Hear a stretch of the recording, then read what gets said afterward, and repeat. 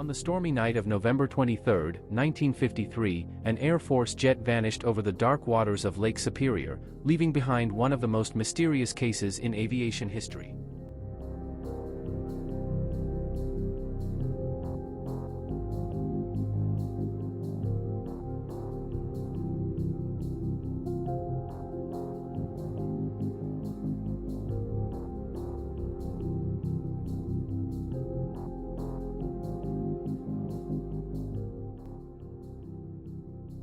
This event, known as the Kinross Incident, involved First Lieutenant Felix Moncla and radar operator Second Lieutenant Robert Wilson, who were tasked with investigating an unidentified object detected over restricted airspace. What transpired in those fateful moments has baffled investigators for decades, leaving many to question what truly happened that night. At the height of the Cold War, the United States was on constant alert for any potential threats, especially those approaching its borders.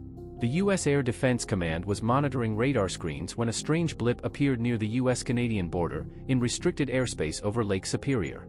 An unknown object had made its way into a sensitive area, and a response was needed.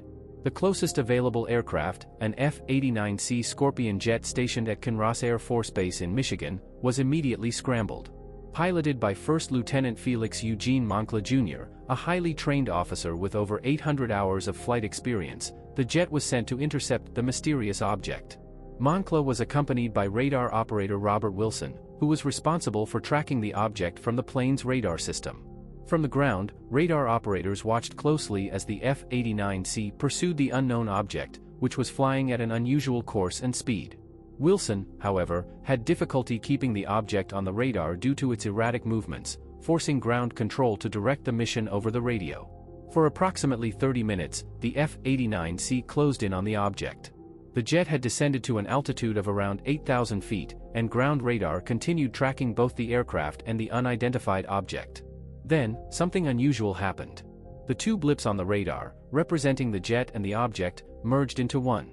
Moments later, the radar signal from the F-89C disappeared completely, leaving only the signal of the unidentified object, which eventually veered off the radar as well.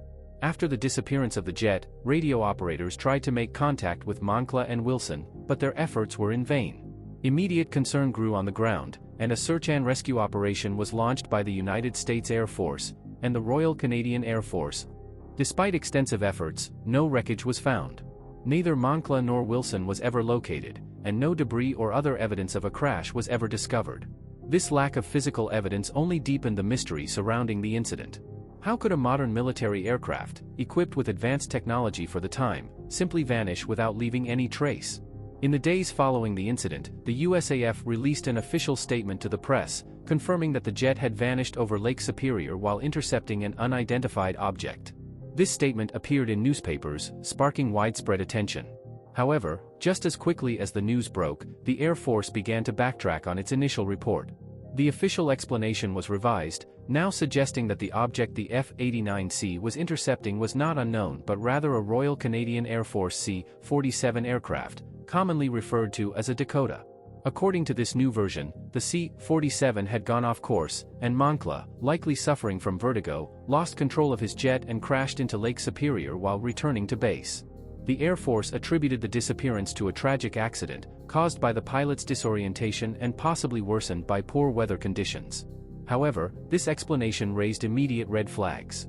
Canadian officials disputed the claim, stating that no such flight had been scheduled or even occurred in the area on the night of the disappearance.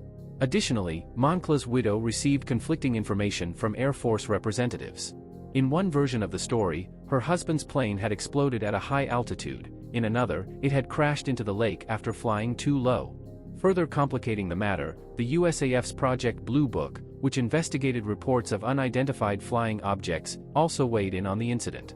According to Project Blue Book, the radar operator had simply misread the radar, and atmospheric conditions had caused abnormal behavior on the radar screen. Yet, the case file provided little clarity, leaving many to wonder if this was just another example of the military covering up the true details of what happened. Born on October 21, 1926, in Mansura, Louisiana, Felix Eugene Moncla Jr. was a man of dedication and service. His father, Felix Sr., was a high school science teacher, and his mother, Yvonne, worked as a seamstress. Felix Moncla grew up in a tight-knit family with two older sisters, Leonie and Muriel Ann. After finishing high school in Moroville, Louisiana, Moncla attended Southwest Louisiana Institute on an athletic scholarship, where he played football and earned a Bachelor of Science degree. After graduating, Moncla joined the United States Army and served in Japan as part of the post-World War II occupation forces. His sense of duty continued when he re-enlisted during the Korean War, this time joining the United States Air Force, USAF, as an officer pilot trainee. Over the years, Moncla developed into a highly skilled pilot, going through advanced training at several Air Force bases, including Connally AFB in Texas and Tyndall AFB in Florida. By 1953, Moncla was stationed at Truax Field in Madison, Wisconsin, on temporary duty at Kinross AFB. He had already built a promising career, had a family with two young children, and was ready to continue serving his country. His life and career were cut tragically short during that fateful mission over Lake Superior. In the absence of a definitive explanation, several theories about the Kinross incident have emerged over the years. One of the most popular speculations involves UFOs. Donald Kehoe, a former Marine Corps aviator turned UFO researcher, wrote extensively about the Kinross case in his 1955 book, The Flying Saucer Conspiracy. According to Kehoe, the mysterious merging of the radar signals suggested that the F-89C had collided with or been absorbed by an alien craft. He speculated that the jet could have been captured by extraterrestrial forces, either accidentally or as part of a deliberate attempt to abduct the crew. Kehoe's work wasn't taken seriously by mainstream investigators, but it resonated with UFO enthusiasts who believed the government was hiding the truth. Some theorized that the jet had been caught in a protective beam from a UFO, while others suggested that the unknown object had scooped up the jet as it flew over Lake Superior, whisking Moncla and Wilson away to a distant planet. Another theory, which surfaced in 1968, involved the discovery of jet parts near the eastern shore of Lake Superior. Local newspapers reported that military jet fragments had been found, leading some to believe these were pieces of the missing F-89C. However, the discovery was never officially confirmed, and Canadian officials stated they had no record of the find. Without concrete evidence, the theory that these parts belonged to Moncla's jet remained unproven. In 2006, the mystery of the Kinross incident resurfaced when an individual named Adam Jimenez, claiming to represent the Great Lakes Dive Company, contacted UFO bloggers and researchers. Jimenez alleged that his team had discovered the wreckage of Moncla's jet at the bottom of Lake Superior, along with pieces of what appeared to be a UFO. This announcement sent waves through the UFO community, as it seemed to offer the first real evidence of an extraterrestrial connection. However, researchers quickly began to spot inconsistencies in Jimenez's story. Further investigation revealed that the Great Lakes Dive Company did not exist, and Jimenez himself vanished without a trace. It became clear that the entire narrative was a hoax, leaving the mystery of the Kinross incident unresolved. More than 70 years after the disappearance of First Lieutenant Felix Moncla and Second Lieutenant Robert Wilson, the Kinross incident remains one of the most perplexing mysteries in the history of aviation. Despite official reports from the USAF, the lack of conclusive evidence, and the conflicting accounts surrounding the case, questions continue to linger. What truly happened that night over Lake Superior? Did Moncla's jet crash due to pilot error, or was there something more otherworldly at play? While some are content with the USAF's explanation, others believe that the truth is still out there, waiting to be discovered. For Felix Moncla's family, the events of November 23, 1953, remain a heartbreaking chapter in their lives.